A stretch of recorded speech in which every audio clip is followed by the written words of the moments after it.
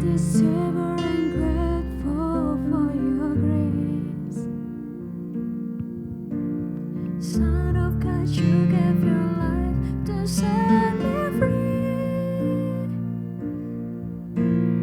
Open my eyes to see that heaven is for me to read. By your blood I'm saved.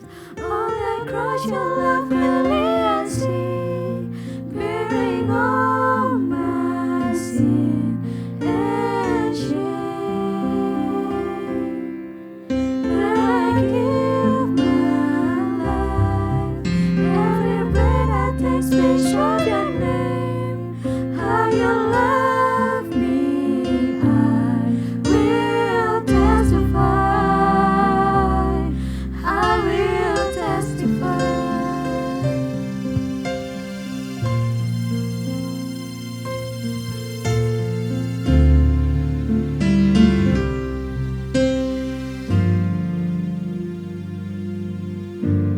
Hide me forever, my God, under your wings. Almighty Savior, I'm grateful for your grace. Son of God, you gave your life to set me free. Open my eyes to see that heaven is for me to read. By your blood I'm saved. On the cross your love clearly I see, bearing all my sin and shame. Now I give my life, every breath I take speaks of your name. How you love me, I will testify. I will testify. Ooh, I will testify.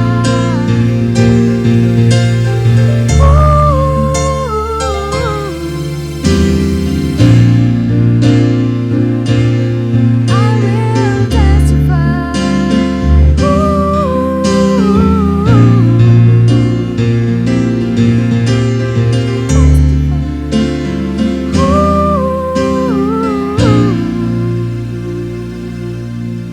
Buat Tuhan Yesus yang sudah mengasihi saya akan membagikan kasih-Nya kepada semua orang.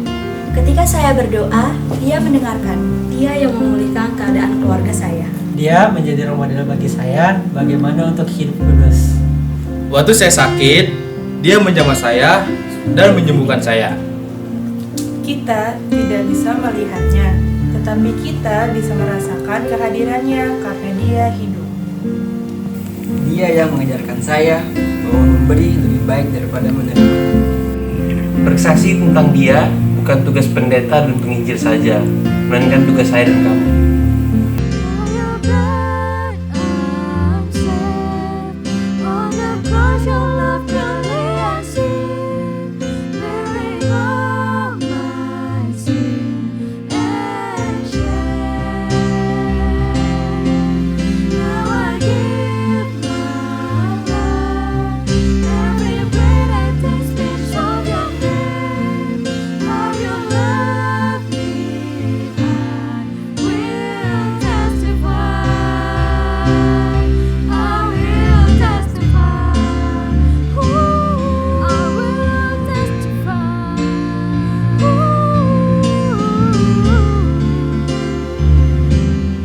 I will testify.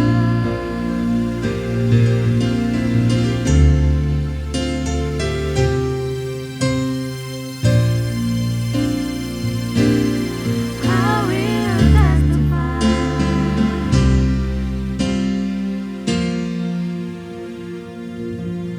I will testify. Shalom gereja Tuhan yang diberkati Tuhan. Katakan shalom. Suarakan. Berikan tepuk tangan yang paling meriah buat Tuhan Yesus. Mari sama-sama kita bersukacita di hadapan Tuhan. Bangkitlah gereja Tuhan, sebab kemuliaan Tuhan sudah terbit atasmu. Berikan tepuk tangan yang paling meriah buat Tuhan Yesus. Haleluya, haleluya. Sama-sama kita bertepuk tangan di atas kepala kita. Oh saudara kuat, mari kita bangkit berdiri. Amin. Nyanyikan pujian ini dengan penuh sukacita. Bangkitlah. Bangkitlah, terangmu sudah datang. Bangkitlah, terangmu sudah datang. Kemuliaan Tuhan telah terbit, kemuliaan Tuhan telah datang. Kemuliaan Tuhan telah terbit atasku.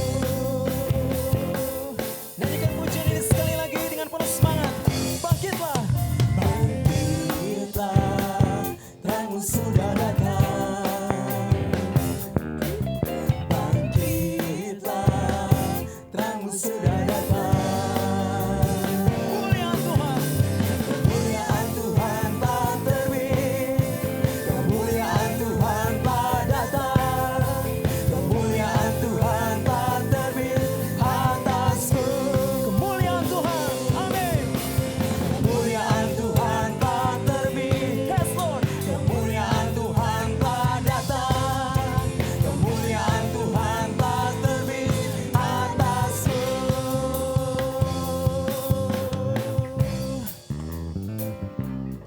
Terus kita bertepuk tangan di hadapan Tuhan. Nyanyikan pujian ini. Saudara, dengarlah sangkakala membawa pembebasan bagi semua orang. Tidakkah kau tahu, inilah tahun Yobel. Angkat tanganmu, bebas dan tawanan. Yes, Lord. Ini tahun pembebasan, ini tahun pembebasan. Semua tawanan dilepaskan. Yang lumpuh dan yang buta, lompat dan bersoraklah, sebab ini tahun pembebasan. Ini tahun pembebasan, ini tahun pembebasan. Semua tawanan dilepaskan. Haleluya. Yang lumpuh dan yang buta, lompat dan bersoraklah, sebab ini tahun pembebasan. Sebab ini tahun pembebasan. Serukan sama-sama. Sebab ini tahun pembebasan.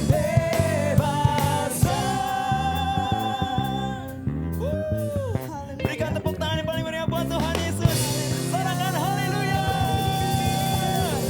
Sorakan haleluya, haleluya. Thank you Lord. Puji Tuhan. Mari sama-sama kita mendengarkan Voice of Pentecost. Puji Tuhan.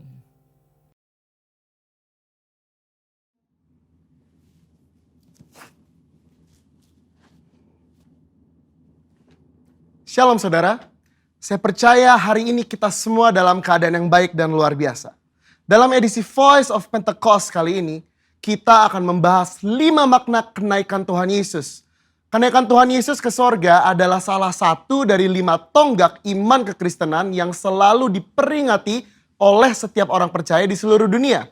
Kelima hal tersebut adalah kelahiran Kristus, kematian Kristus, kebangkitan Kristus, kenaikan Kristus, dan pencurahan Roh Kudus.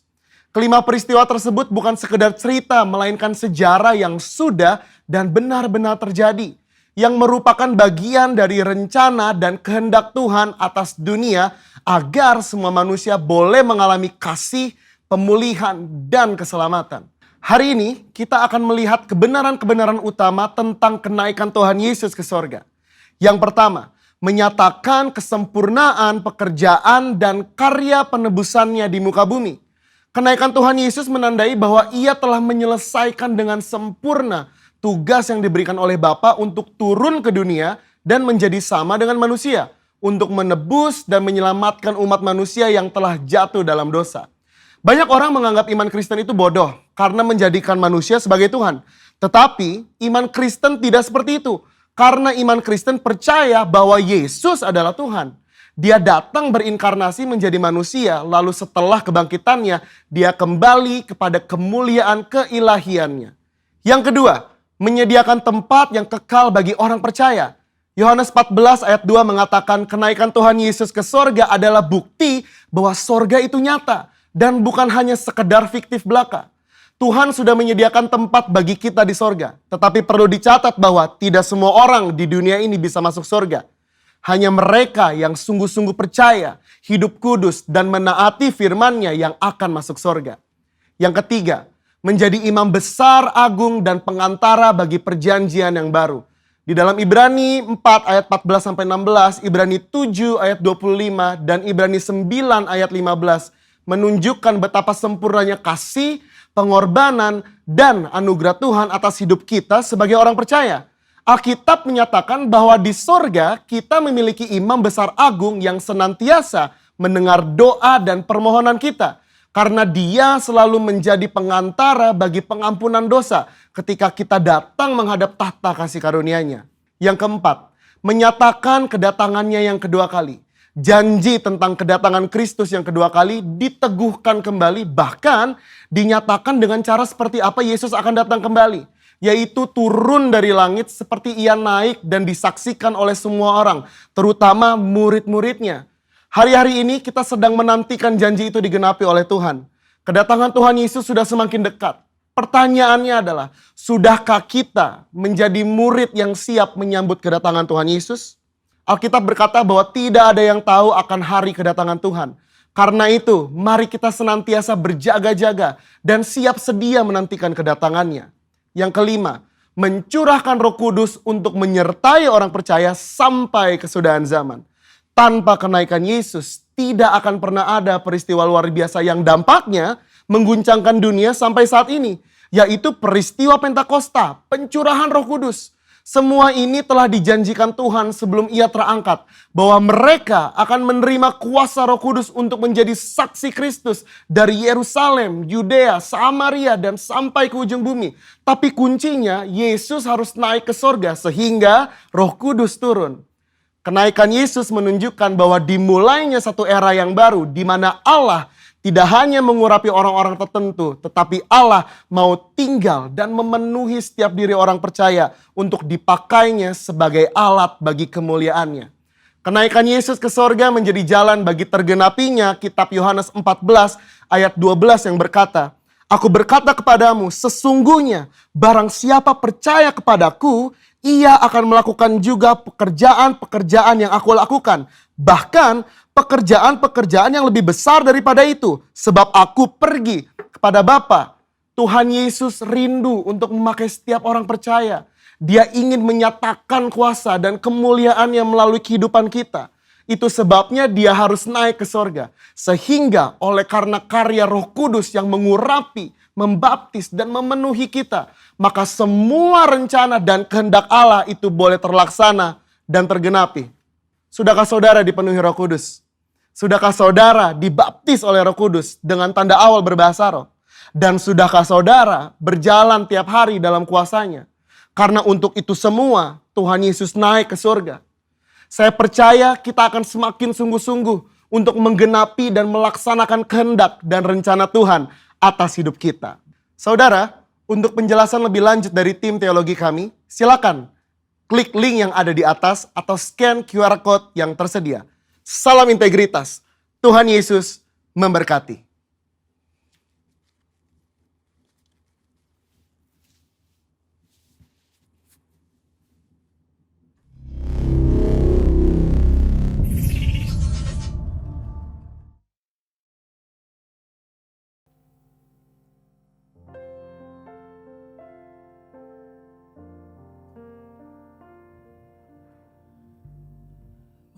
masuk dalam hadirat Tuhan lebih lagi.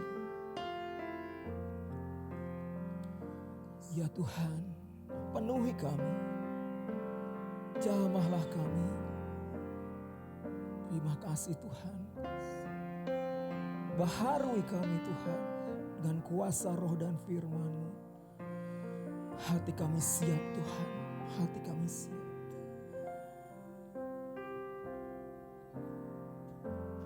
Allah Roh Kudus, penuhi kami. Ku rindu Kau selalu dalam hidupku.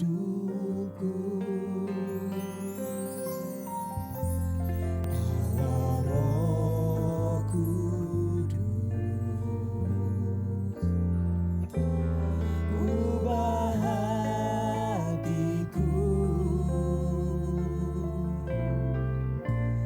jelikanku, jamahlah ku rindu.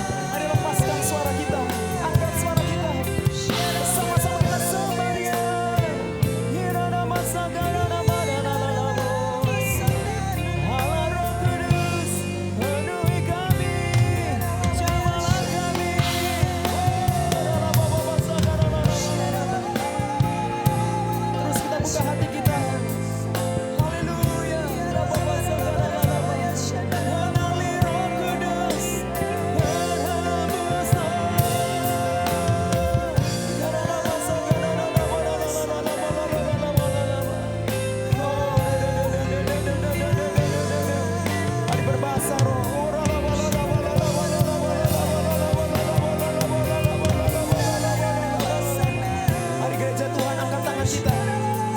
Angkat tangan kita. Jamah kami Roh Kudus.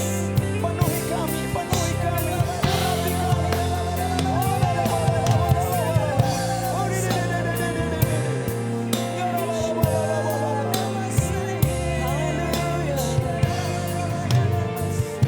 And I cry holy.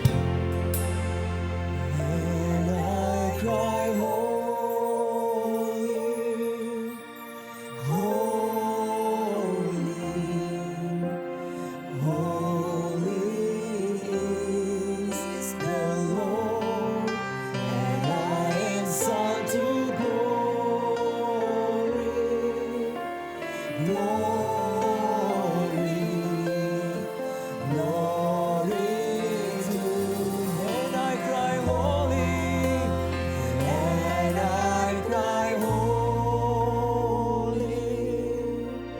Holy. Yes, Lord. And I exalt you, Lord. Yes, Lord. Glory. Hallelujah.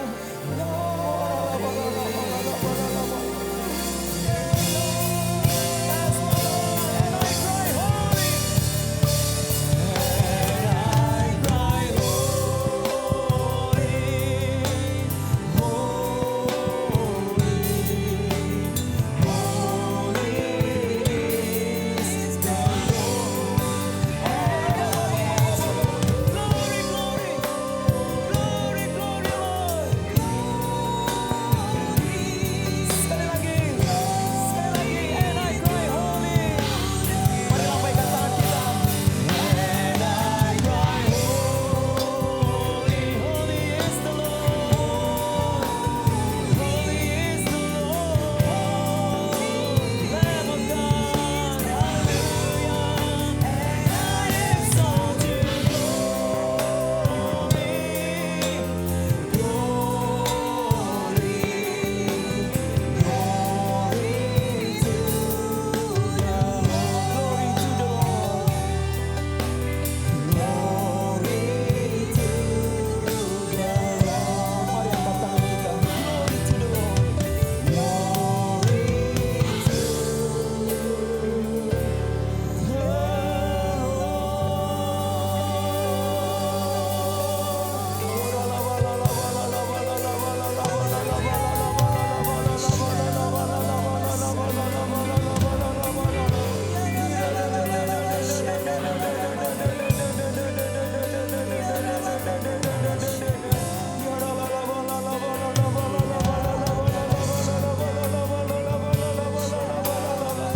Pemulihan sedang terjadi, kepenuhan Roh Kudus sedang terjadi, mujizatmu sedang dilepaskan.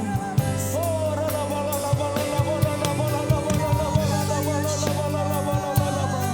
pengurapanmu sedang dicurahkan. Oh,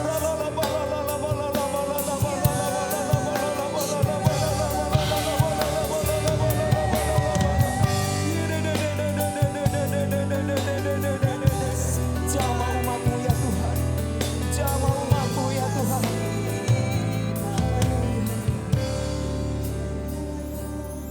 Selamanya Kau Tuhanku, yang terutama di hidupku. Tak akan ku lepaskan pengharapan di dalam-Mu. Selamanya, selamanya Kau Tuhanku, yes Lord, yang terutama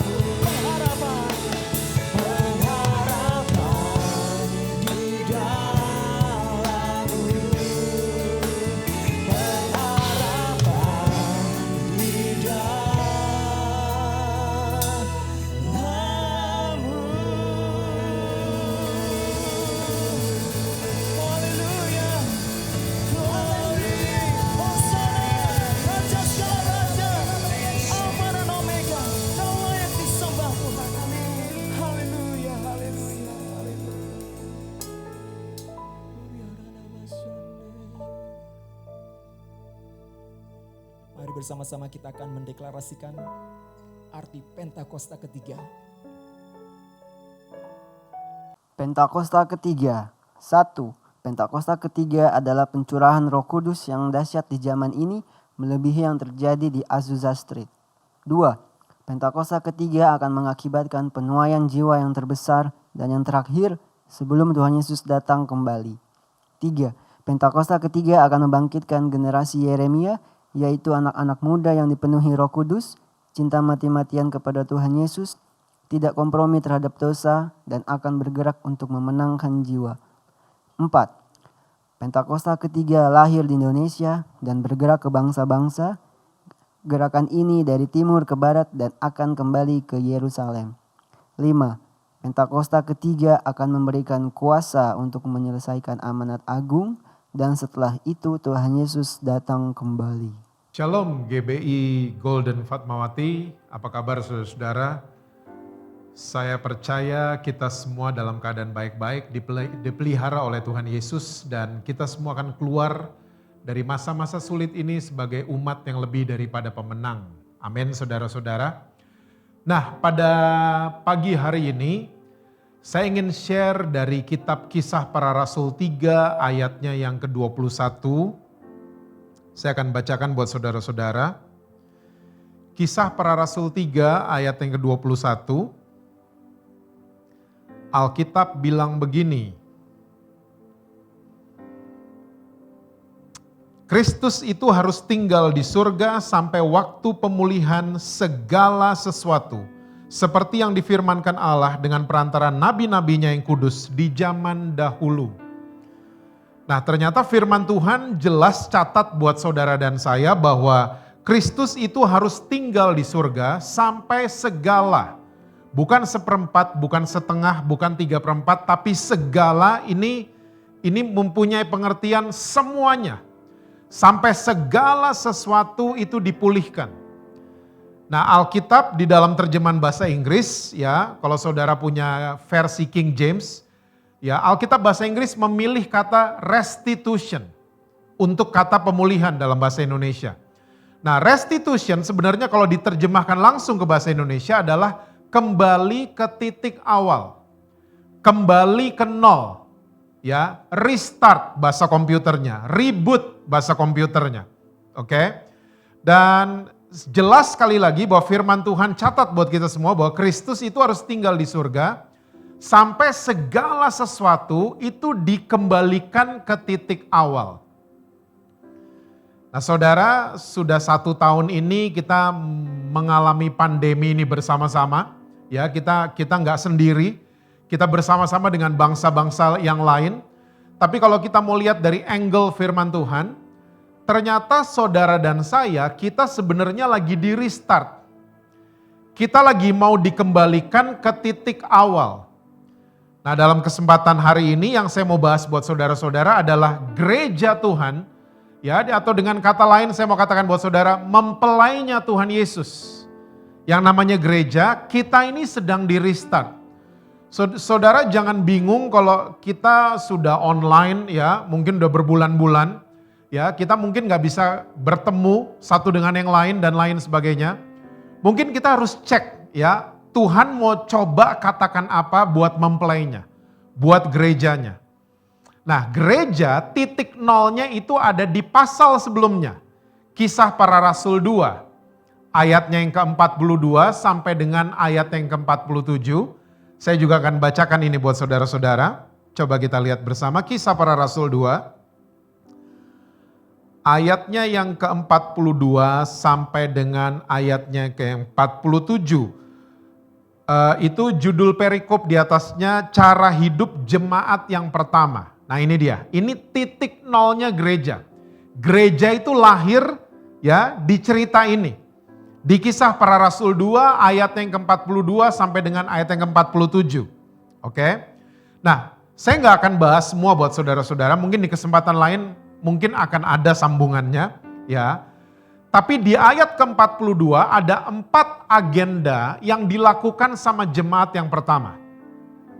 Dan kalau saudara baca ayat-ayat selanjutnya, ayat 43 sampai dengan ayat yang ke-47, ada 10 buah yang akhirnya mereka nikmati. Saya senang di buah ke-9 dan buah ke-10. Ya, dikatakan oleh firman Tuhan mereka disukai sama orang banyak. Pertanyaannya hari ini gereja disenengin gak sama orang banyak? Ya, kita bisa jawab masing-masing. Lalu buah yang terakhir yang diberikan sama Tuhan buat jemaat yang pertama adalah jumlah mereka ditambahkan setiap hari. Bukan setiap bulan, bukan setiap tahun, ya, tapi setiap hari jumlah mereka bertambah, ditambahkan oleh Tuhan. Dan ini adalah buah-buah manis akibat 4 agenda yang mereka lakukan di ayat ke-42. Oke? Saya akan bacakan Kisah Para Rasul 2 ayat yang ke-42 buat saudara-saudara. Mereka bertekun dalam pengajaran rasul-rasul. Ini agenda pertama. Oke, dan dalam persekutuan, 2 persekutuan. Dan mereka selalu berkumpul untuk memecahkan roti 3 dan berdoa 4. So ada 4 hal yang jemaat pertama lakukan sampai akhirnya mereka menikmati 10 buah yang tadi. Oke, nah ada 4 hal yang tanpa kita sadari ternyata kita sedang dikembalikan ke sini. Oke. Yang dilakukan jemaat pertama yang pertama adalah mereka bertekun dalam pengajaran rasul-rasul. Saudara nyadar nggak? Gereja misalnya on-site kursinya 300. Tapi akibat kebaktiannya jadi online, tiba-tiba yang nonton bukan 300 tapi 1000 viewers. Orang hari ini tiba-tiba lapar dan haus akan kebenaran. Orang mencari kebenaran. Ya, banyak orang selama 1 tahun ini suka komen ke saya, wah saya dalam 1 hari Minggu saya bisa dengar 5 pengkhotbah. Ya, saya bisa dengar banyak pengajaran firman Tuhan. Orang-orang hari-hari ini lagi bertekun dengan pengajaran firman Tuhan. Tanpa kita sadari, kita dikembalikan ke sini. Seperti cara hidup jemaat yang pertama. Lalu yang kedua mereka bertekun dalam persekutuan. Tanpa kita sadari kita jadi bersekutu, sebelumnya mungkin enggak. Sebelum ada pandemi ini kita lulu gue mungkin. Kita enggak kuat dengan hal yang namanya fellowship. Kita enggak kuat sama sekali. Kita lemah dalam persekutuan. Oke? Tapi dengan adanya pandemi ini tiba-tiba orang Kristen jadi saling care. Kita care dengan yang lain juga. Kita saling memperhatikan, kita ingetin satu dengan yang lain untuk berolahraga, untuk jaga badan, untuk stay healthy. Ya, stay home kalau nggak perlu keluar. Dan lain sebagainya. Tiba-tiba fellowship kita jadi kuat satu dengan yang lain.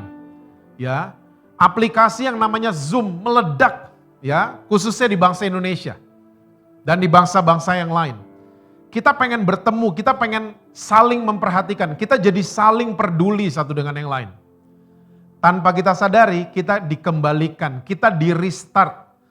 Mungkin selama ini kita cuma datang di pertemuan onsite dan kita nggak saling peduli satu dengan yang lain. Tapi hari ini Roh Kudus saya percaya, Tuhan sendiri yang membuat ini semua terjadi. Oke? Lalu agenda ketiga yang dilakukan jemaat yang pertama, mereka rajin memecahkan roti. Saya cek loh saudara, saya cek di banyak toko buku Kristen, ternyata penjualan perjamuan kudus itu meroket selama 1 tahun ini. Meroket. Orang-orang yang tadinya orang-orang Kristen yang tadinya sebelum pandemi, kita kalau perjamuan cuma duduk, berdiri, angkat roti, angkat cawan, minum ya dan makan roti itu. Kita cuma menganggap perjamuan hanya upacara belaka. Hari-hari ini banyak orang Kristen yang dibukakan tentang the true meaning of perjamuan kudus. Ya, arti sesungguhnya daripada perjamuan kudus. Oh, kita nggak main-main sekarang. Ya, kita bikinnya seperti yang Yesus pesan. Do as often as gitu kan. Ya, bikinlah perjamuan ini sesering mungkin, bukan sebulan sekali. Sebulan sekali namanya upacara bendera. Ya. Tiba-tiba banyak orang Kristen hari-hari ini melakukan perjamuan bukan lagi upacara tapi celebration. Mereka mulai celebrate the death and the resurrection of Jesus Christ. Mereka mulai merayakan kematian dan kemenangan Kristus akan maut. So, saudara, waktu saudara menelan roti dan anggur itu, ya, Coba percaya bahwa itu bukan upacara biasa. Tapi saudara dan saya, kita sedang menelan mujizat, kita sedang menelan kesembuhan, kita sedang menelan pemulihan yang asalnya daripada Yesus Kristus. Percayalah, perjamuan kudus adalah the healthiest food on earth. Makanan tersehat di dunia. Ya. Dan ini udah dari perjanjian lama. Ceritanya kita akan bahas ini di kesempatan lain karena waktu. Ya. Lalu jemaat yang mula-mula, mereka rajin berdoa. Ini agenda yang keempat. Oke. Nggak usah dikasih tahu kali ya. Selama 1 tahun ini kita di lockdown, kita rajin berdoa loh. Nggak ada yang suruh, nggak ada yang komando. Kita jadi rajin berdoa di rumah-rumah.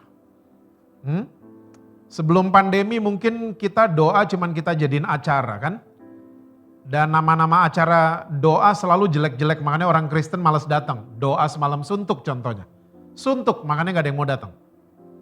Doa pagi-pagi buta, makanya gak ada yang mau melek. Kita doa udah dibikin acara, namanya jelek-jelek pula. Makanya gak ada yang mau datang, gak ada yang interest sama doa. Tapi hari-hari ini, ya kita tiba-tiba gak ada yang komando, bukan acara, kita berdoa sendiri di rumah-rumah. Saudara, sekali lagi tanpa kita sadari, kita sedang di restart sebenarnya. Gereja Tuhan sedang di restart. Untuk kita memperhatikan cara hidup jemaat yang pertama. Ya, cara hidupnya ya saudara, bukan bentuknya. Ya, karena banyak orang Kristen juga memaksakan, oh mesti di rumah, karena jemaat yang pertama di rumah ketemunya. Mau di rumah, mau di ruko, mau di mall, tapi cara hidupnya yang paling penting. Ya, dan ini sedang dikembalikan sama surga ke tempat asalnya, saudara dan saya. Nah saudara, karena waktu, saya mungkin akan sharing buat GB Golden Fatmawati, agenda yang pertama saja. Mereka bertekun dalam pengajaran rasul-rasul. Nah, saya selama jadi orang Kristen, saya selalu bertanya, pengajaran rasul-rasul itu apa sebenarnya? Apa yang diajarin sama rasul-rasul? Sampai jemaat mula-mula bertekun banget. Sebenarnya apa yang diajarin sama rasul-rasul? Kemakmurankah? Keberhasilankah? Ya, teologi kemakmurankah?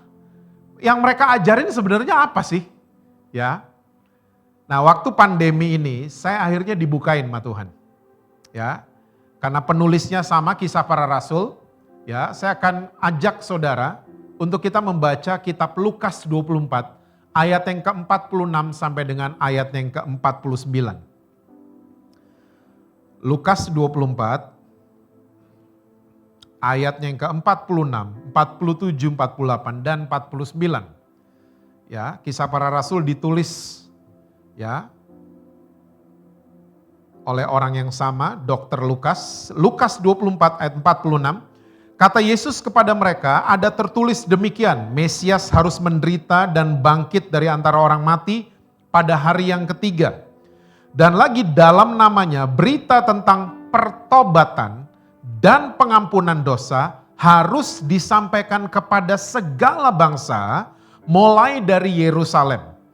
Kamu adalah saksi, witness dari semuanya ini. Dan aku akan mengirim kepadamu apa yang dijanjikan Bapakku, tapi kamu harus tinggal di dalam kota ini sampai kamu diperlengkapi dengan kekuasaan dari tempat tinggi. Saudara, ini adalah percakapan Yesus dengan murid-muridnya waktu Yesus mau terangkat ke surga. Oke? Waktu dia mau terangkat ke surga, dia mulai ya berbicara kalimat demi kalimat yang baru saja kita baca. Nah ternyata Yesus pesan sama murid-muridnya di ayat ke-47. Saya bacakan sekali lagi. Dan lagi dalam namanya berita tentang pertobatan dan pengampunan dosa harus disampaikan kepada segala bangsa mulai dari Yerusalem. Jadi Yesus pesan sama murid-muridnya, jangan khotbah yang lain. Yang dikhotbahin adalah pertobatan dan pengampunan dosa. Jangan khotbahin yang lain, kemakmuran kah, apakah, mobil baru lah. Jangan khotbahin gitu-gituan. Ya. Tapi yang dipesan sama Yesus adalah khotbahkan tentang pertobatan dan pengampunan dosa kepada segala bangsa mulai dari Yerusalem. karena kamu semua adalah saksi dari semua ini. Lalu ayat 49, saya bacain lagi buat saudara. Dan aku akan mengirim kepadamu apa yang dijanjikan Bapakku. Saya percaya saudara udah tahu siapa ini. Roh Kudus. Oke? Tapi kamu harus tinggal di dalam kota ini sampai kamu diperlengkapi dengan kekuasaan dari tempat tinggi. Oke? Jadi murid-muridnya habis Yesus terangkat ke surga. Murid-muridnya tinggal di Yerusalem, mereka menunggu, menantikan. Oke? Apa yang dijanjikan sama Bapa di surga. Terjadinya kapan? Saya percaya semua saudara ingat.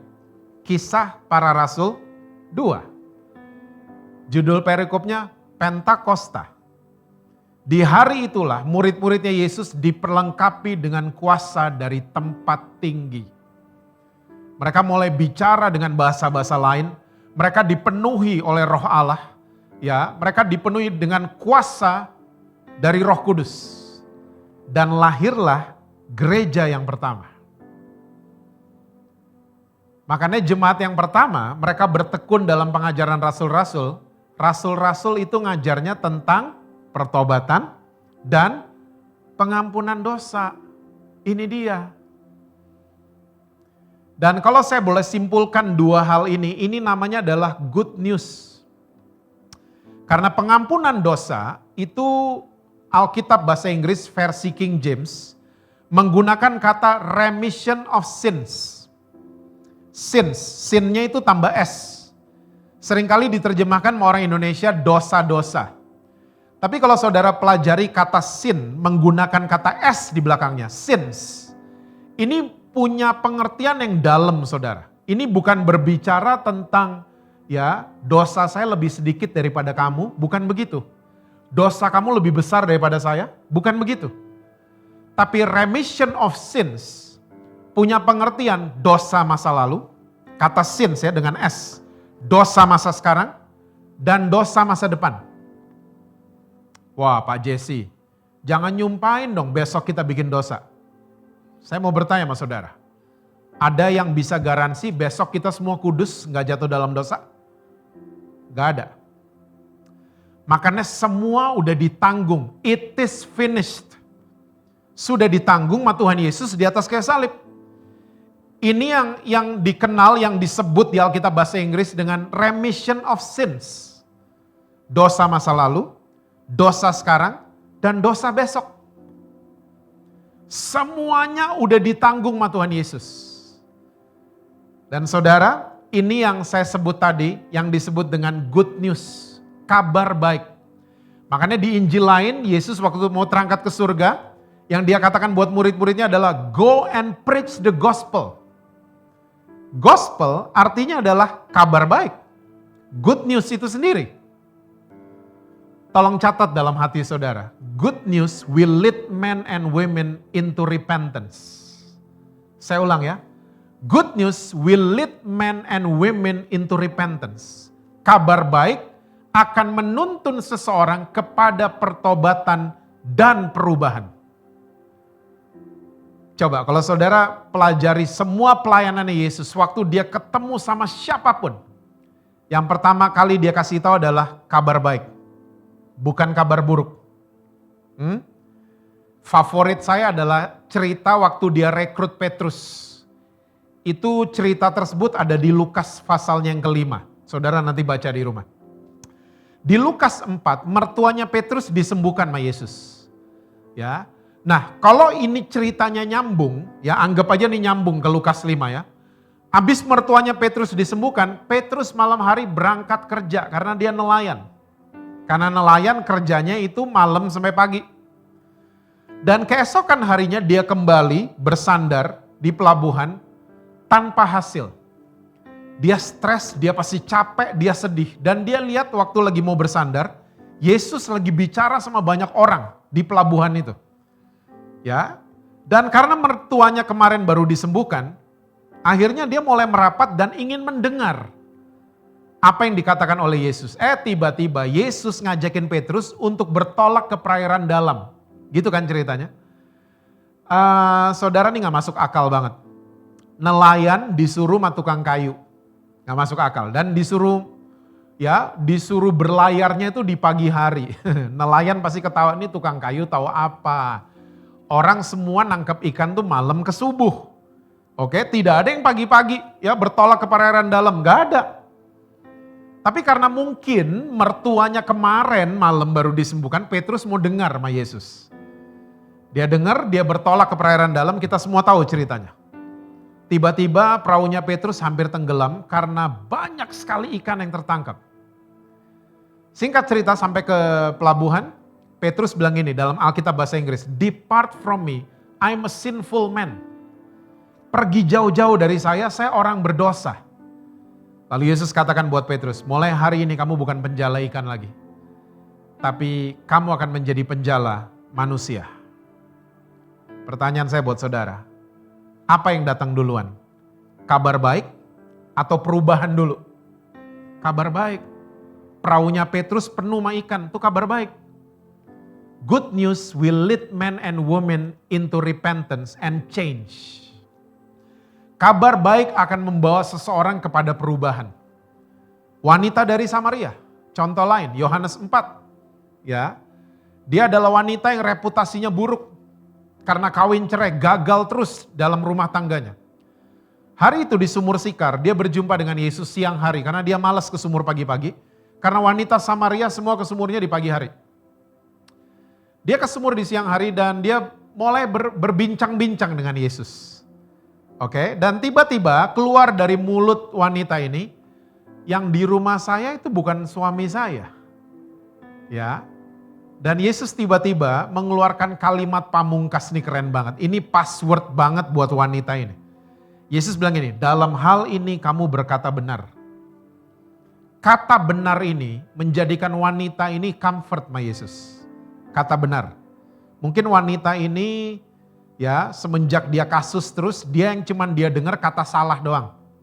Gak pernah kata benar.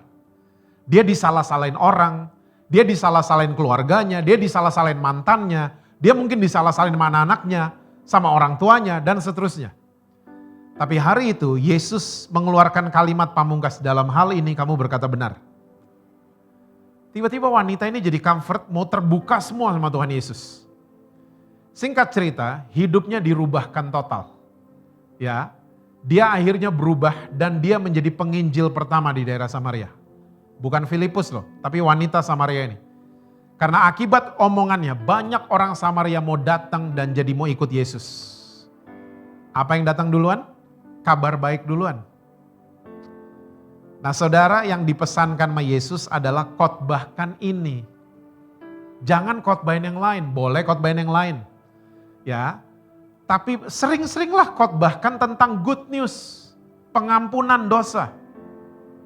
Karena orang dengar good news bukan jadi sembarangan kok, bukan. Tapi orang dengar good news di mana-mana berubah. Saudara dengar good news pasti berubah kan? Yang ibu-ibu, ya dengar toko LV sale 90%, berubah pasti ibu-ibu. Ya, mandi, dandan, ngantri loh tokonya kata suami, oh nggak apa-apa. Karena sale 90%. Yang cowok-cowok mungkin ya sneaker Air Jordan sale 90%. Ngantri langsung. Travel fair ngantri kan orang-orang. Di mana-mana karena apa? Mereka dengar good news, kabar baik bahwa ada sale, ada diskon. Apalagi ada kabar baik yang menyatakan bahwa dosa saudara dan saya diampuni 100%. Seharusnya good news will lead men and women into repentance. Kabar baik akan menuntun seseorang kepada pertobatan. Nah sayangnya kita orang Kristen selama ini. Kita punya mimbar, kita punya platform, kita punya panggung. Ya, kita punya kamera. Tapi sayangnya yang kita sebarin adalah bad news, kabar buruk. Ya, lo dosa, oh neraka lo nanti. Gak datang kebaktian, oh pantas lo bangkrut. Yang kita sembur-semburin tuh bad news, kabar buruk. Dan saudara tahulah, orang kalau dengar kabar buruk cuman jadi takut dan munafik. Main sandiwara akhirnya depan pendetanya. Orang kalau dengar bad news akan seperti itu. Tapi orang kalau dengar good news beda ceritanya, beda. Saudara saya udah ngalamin ini di mana-mana. Di mana-mana. Ya. Semenjak pandemi ini saya jadi rajin naik sepeda saudara. Dan ini cerita saya pernah join dengan satu komunitas. Saya hari ini punya 4 komunitas kalau nggak salah. Ya, kita punya hari-hari untuk riding bersama-sama. Nah, waktu satu komunitas ini saya masuk, saya diajak teman-teman saya dikenalin. Kenalin ini Pastor Jesse. Dan ada salah satu orang di komunitas sepeda itu tiba-tiba mulai ngomong ini, hah? Lo bawa pendeta? Gak salah loh, kita gak bisa ngomong jorok. Untungnya saudara, saya orangnya ini gak gampang tersinggung. Ya, saya gak gampang offended orangnya. Saya nyantai-nyantai aja. Kita riding, dia marah-marah soal gereja. Dia marah-marah soal pendeta dan lain sebagainya. Saya biasa-biasa aja. Dan saudara mesti tahu kita biasanya kalau udah goes 40 kilo gitu, biasanya kita istirahat. Kita istirahat untuk makan telur, ya telur rebus dan kita minum kopi tanpa gula. Biasanya seperti itu. Dan di warung kopi dia sering banget marah-marah. Beberapa kali saya riding dengan komunitas ini sampai warung kopi dia selalu ngomongin gereja. Nah saudara, saya mulai bicara sama orang ini. Saya bilang Yesus tidak seperti itu. Tuhan Yesus gak begitu. Well, thank God for teknologi. Ya, saya bisa kasih lihat ayat-ayatnya lewat handphone. Pelan-pelan dia mulai diem, saudara. Saya nggak akan lupa kalau nggak salah bulan Desember atau Januari kemarin. Di kedai kopi, tempat biasa kita makan dan minum di pagi hari. Dia nangis kayak anak kecil. Dia kasih hatinya kembali kepada Tuhan Yesus. Ya, karena apa? Dia salah dengar, salah loading selama ini. Ya, installnya salah di belief systemnya. Dia pikir Yesus datang ke dunia bawa bad news. Enggak. Yesus bawa good news. Kita seringkali yang bawa bad news. Kita yang salah mengartikan. Sampai orang-orang jadi malas datang ke gereja, malas kenal sama Tuhan Yesus. Orang ini nangis sejadi-jadinya. Dia gak peduli dengan penjual, dia gak peduli dengan goeser yang lain, dia gak peduli. Ya. Well, saya cerita seperti ini, saya gak suruh saudara pada goes sampai 40 kilo, tidak. Tapi saya cuma mau yakinkan saudara, dimanapun saudara berada, kapanpun, ya bawa virus yang satu ini yang namanya good news. Selama 1 tahun ini mungkin saudara dan saya kita udah bosan dengar himbauan harus cuci tangan. Tapi hari ini saya mau katakan buat GB Golden Fatmawati, cuci hati kita juga. Wash our hearts. Supaya kita jadi good news carrier. Kita jadi pembawa virus good news. Karena virus ini nular loh saudara. Nularnya cepat lagi. Ya, virus good news ini nularnya cepat banget. Good news is contagious. Please remember that. Dan saudara, inilah yang dilakukan jemaat yang pertama. Mereka bertekun dalam pengajaran rasul-rasul. Yang ternyata yang diajarin adalah tentang pertobatan dan pengampunan dosa. Good news. Makanya banyak orang jadi senang sama gereja Tuhan hari itu. Mereka disukai sama orang banyak. Karena mereka jadi good news carrier. Sebagai perumpamaan terakhir saudara. Ya, mungkin saudara tahu saya punya 2 anak. Sekarang mereka udah besar-besar. Anak saya yang perempuan udah sarjana hubungan internasional. Ya, anak saya yang kedua dia lagi merambah dunia film dan sinetron. Waktu mereka berdua masih kecil, Angel dan Pangeran. Saya waktu itu lagi di rumah sama mereka, tiba-tiba saya dengar Pangeran pecahin piring. Prang gitu. Sama kakaknya Angel, Pangeran diginin, Nalo, ketahuan Dedi dimarahin. Saya dengar semua dari kamar. Ketahuan Dedi dimarahin nanti. Dan saya juga mendengar Pangeran mulai melangkah ke kamar saya. Langkahnya kecil, saya kenalin banget. Dia ketok kamar saya. Dan waktu saya buka, dia masih segini. Sekarang dia udah hampir sama tingginya sama saya. Waktu saya buka, saya bilang, ada apa Pangeran? Dia cuman bengong dan takut lihat saya. Saya mulai gendong dia, saya tanya kembali, ada apa? Lalu dia mulai berbisik-bisik, dia bilang ini, piring pecah. Saya bilang, oh ada piring pecah, siapa yang pecahin? Saya tanya. Aku, dia bilang, sambil bisik-bisik sama saya. Lalu saya bilang gini sama dia, kamu gak apa-apa? Kakimu gak kena beling, gak berdarah, gak luka? Dia bilang enggak. Ya udah, gak apa-apa. Ya piring kita bisa beli lagi, tapi kamu next time kamu hati-hati. Dia langsung seneng, dia langsung turun dari gendongan saya, dia keluar lagi dari kamar saya. Kakaknya sambut dia dan bilang gini, ayo lo, Dedi tahu pasti Dedi marah. Pangeran dengan pedenya bilang gini, Dedi udah tahu dan Dedi tidak marah. Ya, sesimpel itu loh saudara, sesimpel itu Tuhan kita sama iblis. Sesimpel itu. Waktu kita bikin salah, iblis selalu mau intimidasi kita. Nah lo, masih mau pelayanan, muka dua lo. Ngapain lo angkat-angkat tangan? Ngapain lo nyanyi lagu gereja? Ngapain lo bawa firman? Ngapain lo nyanyi? Iblis selalu begitu kan? Ya, tapi waktu kita mau datang kepada Tuhan dan bilang, Tuhan saya salah. Kita mau jujur sama Tuhan. Saya percaya Tuhan kita dia adalah Allah yang setia dan adil. Ya. Dan saudara mesti tahu, sampai pangeran umur 20 tahun nih, tidak ada pernah piring yang pecah lagi di rumah saya. Dia hati-hati banget, temennya datang kalau ke rumah, dia hati-hati soal piring dan gelas.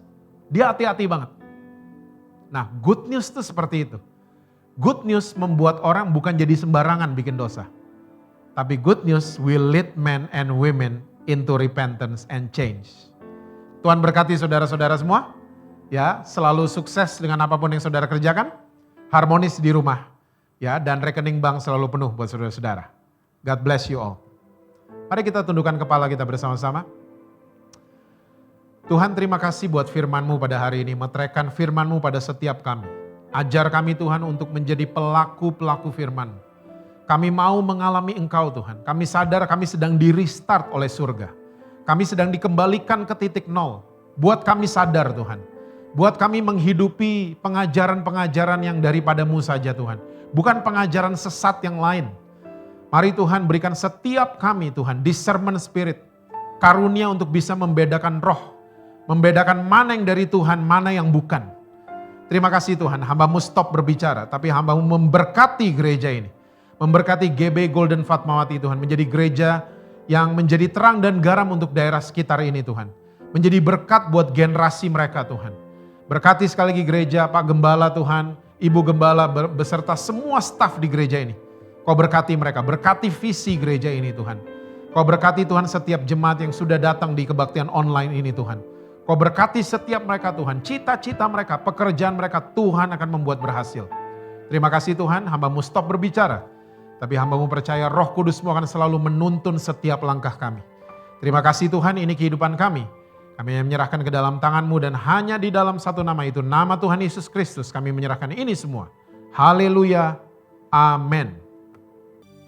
Biar belas kasihan-Mu Bapa, penuhi hati kami, curahkan kuasa Roh Kudus, api kemuliaan-Mu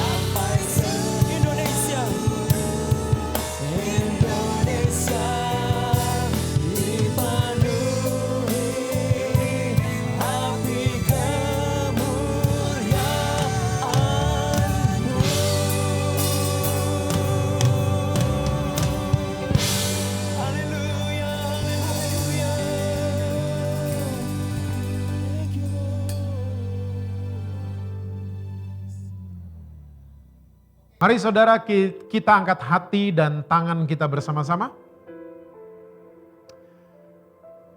Tuhan, kami percaya kalau kami baik-baik mendengar suara Engkau dan melakukannya dalam kehidupan kami sehari-hari. Kami percaya hidup yang penuh dengan kelimpahan akan datang dalam kehidupan kami. Kami akan terus naik dan bukan turun, kami akan jadi kepala dan bukan ekor. Kami akan berikan pinjaman bukan minta-minta pinjaman. Dan kami sangat yakin Tuhan kalau ada satu anggota keluarga kami yang sudah diselamatkan, maka seisi rumah kami Tuhan akan selamatkan di dalam nama Tuhan Yesus. Tuhan, dengan iman kami menerima berkat daripada Bapa, kasih karunia daripada Yesus Kristus, penyertaan selalu daripada Roh Kudus, mulai daripada hari ini sampai Engkau datang kedua kali menjemput kami semua. Kami terima ini semua Tuhan dengan iman hanya di dalam satu nama yang berkuasa, yaitu nama Tuhan Yesus Kristus. Dan kita semua yang percaya bersama-sama katakan, amin.